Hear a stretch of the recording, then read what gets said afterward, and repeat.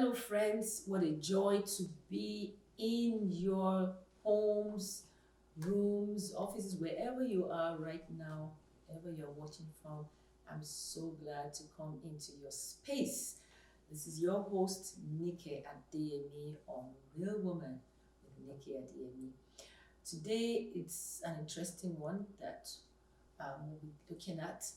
We're looking at love languages, but particularly words, words of affirmation, words of affirmation in marriage or in our relationships. So sit back, call your friends, don't go away, stay with me, tell them to tune into this station right now, and I'll be back. Welcome back. Today we're looking at words of affirmation in relationships or in our marriages. If we want to have successful relationships, we must pay attention to each other's love language. We must look at what the other person values and love them accordingly. The Bible says, husbands, love your wives. Love your wives as Christ loved the church. And it also says that when wives, love your husband. Submit to your husband, which means respect your husband, which also means love. Ephesians chapter 5, that's from Ephesians chapter 5, verse 22. If you back up to verse 20, 21, it talks about submitting to one another in love. So this tells us that both parties actually love one another. Okay? And like respect, so respect your husband. You women like attention. The whole idea is to pay attention to that person you are in a relationship with. The whole idea is to study them, is to ensure they're growing and that you are growing in love. It's important when you're married to someone, you're in covenant relationship with the person, okay? It's not something you get into and like, okay, this is not working, you get out immediately. You are to seek to make it work. You have to put in effort. Okay, and marriage can be beautiful, can be blissful. Of course, it's not a walk in the park. Sometimes it's difficult adjusting to one another. That's where you prayerfully, you pray for one another, you pray with one another, you put in the work, you understudy one another. This is an area where a lot of people really have overlooked the need to study your partner. Okay, we study God, we study about God, we grow in God, and in spirituality, and that's important because we need to grow in the fruit of the Spirit, grow in patient, in our life, being patient, doing away with anger and all of those things. But it's important to study, know yourself, and know the person you are married to, know the person you are in a relationship with. So this is also for those who are not married, single, you're engaged, you're in a relationship, you're planning to get married. How do you meet this person's need? And today, I'm focusing on affirmation, words of affirmation. In the other episodes, we will be able to go into all the other love languages. And this was inspired by Gary Chapman that wrote a book, The 5 Love Languages. And I've also written a book called The Language of Love, which was really inspired by his own writing, and that book you can get on my website, nikiadeyemi.com. It's an ebook and it's available. Now, I'll go straight into words of affirmation. Someone who has words of affirmation as their priority language of love, they value being affirmed, just like it sounds. They value being complimented. They value feedback. They value being talked to. For example, they achieve something, or they want you to notice and say something about it. Or even if they're struggling with something, they want you to say, oh, do you want me to help you with that? Or to say, oh, well done, good job, you did really well. Okay, so they don't come back with something they achieved at work or at school and say, hey, look at what I achieved today, and all of it was hard work, but I made it and all of that. And then you just go, no, that would totally crush them. Or you just nod.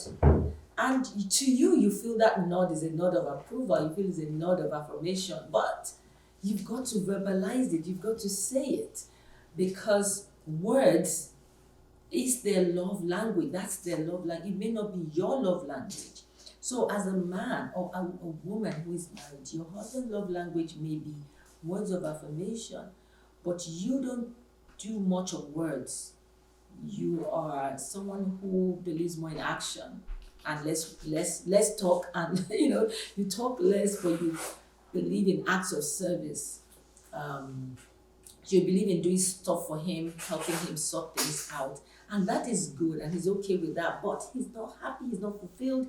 You're not hitting the nail on the head because you keep passing up opportunities, or you keep not noticing opportunities to say something, or you keep avoiding opportunities to say something about what he's doing, what he has done.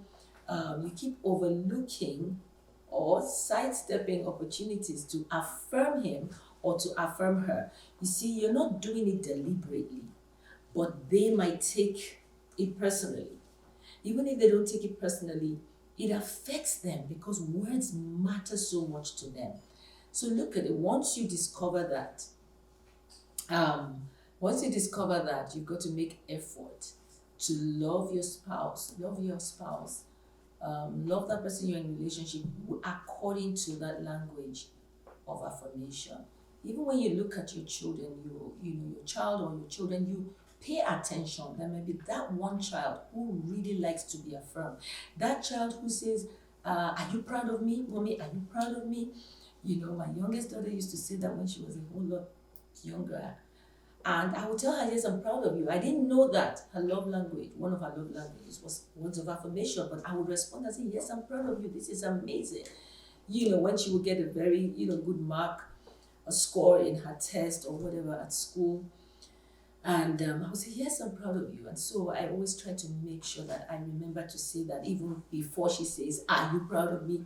So that's your child shows you the report card or whatever and says, hey, look, mom, I did so. Look at what I got. Don't just say, that's nice. Don't exclaim and say, wow, this is so good. Well done. You see, people like that, they want to hear well done. They know they did well, but they want to hear it. So if you go out and buy them a gift, that's okay. In your heart, you feel I'm saying well done by buying a gift, by buying a cookie or something and say, here, this is for you.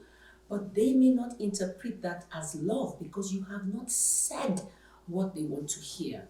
So if your spouse is like this, or your better half, your fiancé, or whoever you're in relationship with, or any of your children, pay attention. It's so important.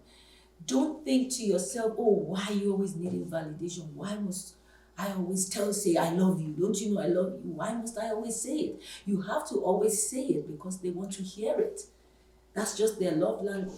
Someone else may get by without you saying I love you to them for the whole day, for the whole week. But you have done things that speaks of love to them. Okay? And in subsequent episodes, I'll be able to go into some of the other love languages. So people who have words of affirmation as their love language, it's the same thing when you speak very harsh words to them. So it's not enough to be quiet. So earlier on I described maybe you're silent about something where you should affirm. That would hurt them. Now, if you also give harsh words, harsh criticisms, we're not saying you should not correct them or correct this person, but you've got to do it gently. You've got to do it with wisdom. You've got to do it maybe with the sandwich approach, which is you want to give a harsh word, you want to give a difficult criticism, something that may not go down too well about a project they've done or about the food they have made for you or for the family or whatever. You don't just go straight and say, oh, this food is nasty. Oh, this project is terrible. No.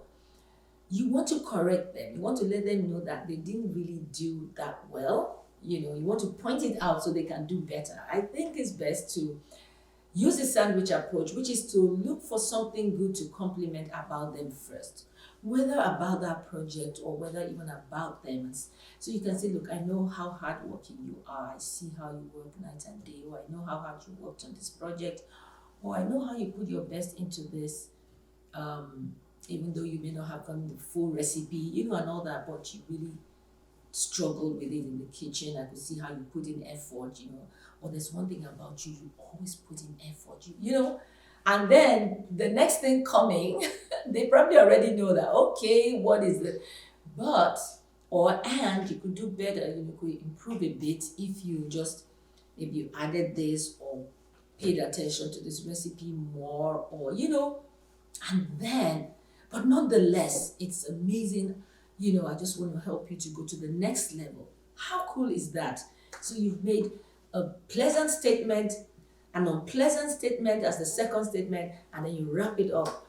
You cover it up with a pleasant statement as the third statement. And sometimes it could even be something like, well, again, you have an amazing smile. It could be just something that would not make them forget that criticism that you really want them to pay attention to, but they feel good because words of affirmation is their love language, and you have sandwiched something not so nice, in between two powerful words that build them up and make them feel really great. So it's not about avoiding the hard stuff, because if we avoid telling people or telling the people in our lives, especially someone you're in covenant with, the hard stuff, something they're doing wrong, and if you do not correct them, someone else may not tell them. You might be the only one who has really noticed, or you might be the only one that's bold enough to tell them so that they can be better. And if you shy away from it because good words build them up, harsh words crush them, but you must let them know still. So in love, the Bible talks about speaking the truth in love. Yes, it talks about speaking the truth in love to one another. And sometimes the truth is bitter, okay? So people with love words of affirmation, you've got to be careful about how you communicate the words. You've also got to communicate with words. You cannot afford to be silent. Being silent is like they feel that they're not important. They feel like you don't notice them, okay? So this is so, so important. I love words of affirmation. It's one of my love languages. Not my top one, it's one of my love languages. Because I feel communicate, give feedback, whether nice or not nice. I want to hear, I want to know, communicate. And so pay attention to this. As I'm speaking now, I know that some of you are already thinking, okay, that's so me. Maybe words of affirmation is your love language. Your spouse does not know. Let them know. Explain yourself. You see, it's one thing for someone to pick up and understand you. It's one thing for you to understand yourself. Because if you understand yourself, you are able to express to your partner, to your spouse, who you really are. So it shortens the journey of them trying to discover and trying to find out. Meanwhile, you're boiling, you're getting angry, like they are not getting you. Have you heard people say, oh, I'm in a relationship, this most like the person I'm going to marry, why he gets me, or she gets me. This is what they're trying to say when they say he gets me, on point, which means that when it comes to their love language, when it comes to communication, when it comes to the way they want to be loved, the person so understands. Whether he or she, whether they've done their research or whether it just happens to click that way, there is joy in the fact that you get me. There's joy in the fact that each time I need something or each time you try to do something good for me, you keep missing the mark. Hello. You're trying to give me good feedback, but you keep saying the wrong things. You've got to pay attention. You've got to pay attention and do it excellently. I would like to go to another love language. There are about 5 of them, but I'd like to go to another one. So we've talked about words of affirmation, and that is so important. Even especially for children, pay attention to your words. Pay attention to how each child will react to words. Some children, even some adults, your spouse, your fiancé, words of affirmation may not be huge for them. And that is why even when you say something that is not so nice, they just let it roll off their back, or they tell you, oh, that's not nice, I don't like that. And they let it go. They don't internalize it, because words of affirmation is not a huge thing for them. But you forget their birthday, or you forget to take the trash out when you're supposed to take the trash out, and you would see, So I'm going to the one other love language, which is acts of service. Now, this is not in any order of importance. There are 5 love languages, but none is more important than the other. So don't think that I started with words of affirmation, so that's the most important one. No, they all weigh equally. They're all equally important. So, acts of service. People or someone who has acts of service as their love language. Look, do things for them, do things on their behalf, take care of stuff for them. Your relationship will go to the next level. Your relationship will be smoother than ever before. And you wonder, what did I do? Yep. It's because you began to hit the nail on the head. You began to get them. Get them. And so he or she will begin to say, he gets me. Wow, finally he gets me. She gets me, because it's so on point. So before, you have beaten around the bush, not sure. You do this one day, like she's happy. You do this another day, like, what is it? What does she really like? What does he really like? Take time to find out. And if they don't know, because sometimes we cannot articulate what we like, because we have not discovered ourselves, or we have not put in the research to be able to encapsulate it maybe in one word. Okay? All we know is that we react negatively to certain things. So people who acts of service is their love language. If the person doesn't know herself or himself, they just find out they're irritated when things are undone, and things are undone. And they complain about the trash, they complain about the dishes not done. They're working hard, but they complain that you, their spouse, or their significant other, or their fiance or whatever, is not helping them. And you're thinking, but the other day, it's just not working out. And they're unable to tell you that, look, acts of service is my love language. And because it's acts of service, people like me, this is what they expect. So such a person, if they don't know acts of service is their love language, they won't be able to let you know, but yet they will be irritated. So that's why it's important to know yourself. Know how you are wired, know how God made you. These things may not sound super spiritual, but let me tell you, they go a long way. You may say, oh, okay, where is acts of service in the Bible? It may not be written as acts of service, but I tell you, it is there. Moreover, there are people who are Christians or not, like I said, Gary Chapman wrote this book.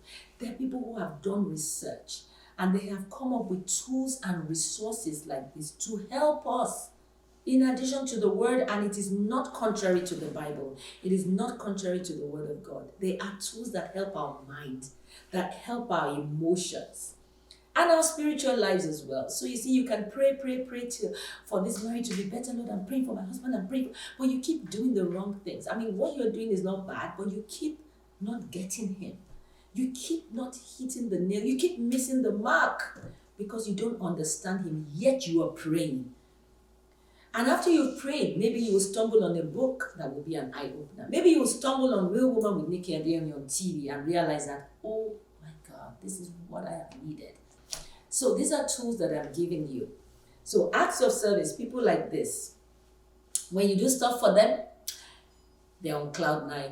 You're on cloud 9. The marriage is sweet. You may not tell them, I love you that much. You may not, but they might combine it also with words of affirmation, because most of us will have 1 or 2 or 3 out of the 5 as our love languages, but one will weigh more than the other. So there's an exercise you can carry out, and I'll tell you, I won't tell you in this episode, I'll probably tell you in the next episode. There's an exercise you can carry out, there's a website you can go to and carry out and run the test and find out your love language, because you're going to answer certain questions and it's just going to come out for you. Your number 1, your number 2, your number 3 love language, and you yourself are going to be amazed and say, oh yes, this is so me. This is so me.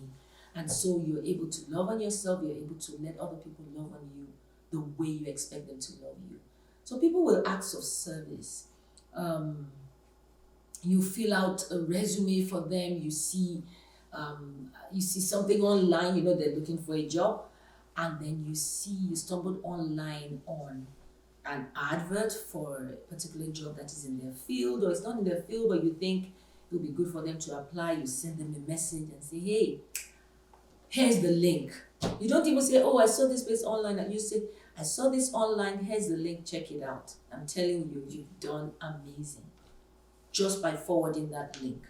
Or you even went ahead to even fill out, I mean, I think you might be able to do that depending on how close you are. If you're married to the person, you might be able to say, hey, I saw this, but because of time, I just quickly put in an application for you. Here's the link. Complete it if you are interested. Because again, you don't want to take over their lives, but you already know that acts of service is up. We'll do it for them. So you not only found it, you did the immediate thing, you put in their name and all that, put in their email. And say, hey, expect to get an email from whatever agency, work agency or school or whatever. Because I filled out, a brief application, not the full application, but I just pitched in something for you, and you get an. They won't say, who sent you? They won't say, why did you do this? No. Acts of service, they're going to be like, thank you. I'll wait for the email and follow, because you've done the hard stuff. For them, you noticed, and you didn't gloss over it, and you forwarded it to them that you might need this. You've acted, you've done a service for them, okay? So that's it. So if you tell them, oh, I saw this and whatever, the next thing they say, so what did you do? I just saw it. Oh, they're going to feel bad, because they feel like you should have done something more. Don't just tell me, So this is so important. I'm telling you, it will do wonders for your marriage, for your relationship, to notice the love language of this person that is in your life. They will blossom, they will thrive. So find out their top love language, find out their top 2 or top 3, and begin to manifest it. Many times the mistake we make is we want to love people in our lives according to the love language that we value. It may not be their love language. It might be their love language. Might coincide, but it may not. So if acts of service is your love language, but something like, should I say, physical touch, which I will come to, but I don't want to talk about that in this episode. Or one of the other love languages or words of affirmation is the love language of your spouse or your best friend. You don't want to keep loving the person by doing stuff for them, because you like to do stuff for people and you like people to do things for you. Acts of service is your love language, right? But if this other person values words of affirmation or physical touch or quality time, they may not appreciate your acts of service. Everybody else may feel like, wow, he does amazing things for you, or she does, before you're back, she would have cooked, before you do this, she's already done it. Now, if what acts of service is not your love language, if it's not even number 2 or number 3, if it's number 5, or if it's not in your radar at all, you're going to be irritated, because for everything they try to do for you or do on your behalf, as someone that does not like what acts of service, you're going to be angry. You will think they're trying to take over your life.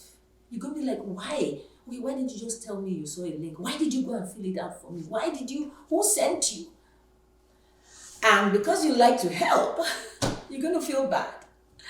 And people around you, they get to hear, they're going to feel bad for you, and they're going to say she or he, is a very wicked and ungrateful person. How can someone do this for you and you're not grateful? But if they understand the love languages, if the person is a marriage counselor, a relationship counselor, which really, if you're having issues, that's where you should take your matter to, not just tell anybody around where you're going, because they may make matters worse. So if they do not understand the love language, they will not help you resolve it. So if you brought it to someone like me, I would immediately know that, oh, no. Look, you are missing the mark. You're missing the point. Okay? It's not that she doesn't appreciate it, but she doesn't appreciate it because Acts of service is not her love language, it's not his love language. She'd rather do it herself. So you're doing it for her or helping her or helping him. They feel threatened, they feel like you are imposing. They feel you're trying to take over your life. And seriously, that is how they feel. So all your good intentions are going to the trash. How is that? There's no one that wants their good intentions to go to waste. I don't want to do some thankless job, kind of, for my spouse or for my family. And I don't say thankless in the sense that I could do something for someone that doesn't know me. I don't expect them to say thank you. For a stranger, for someone who's begging by the roadside for money, I could feed them and not expect it. Thank you, hello, and stuff like that. But we're talking about the person you are in covenant with.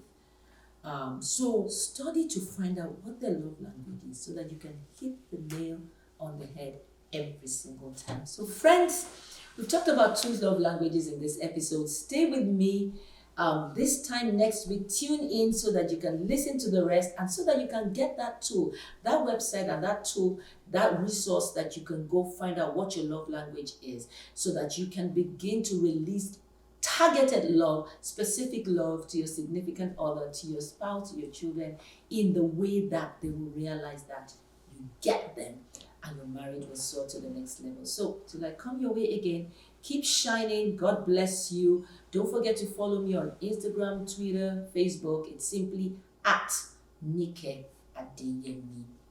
Bye for now.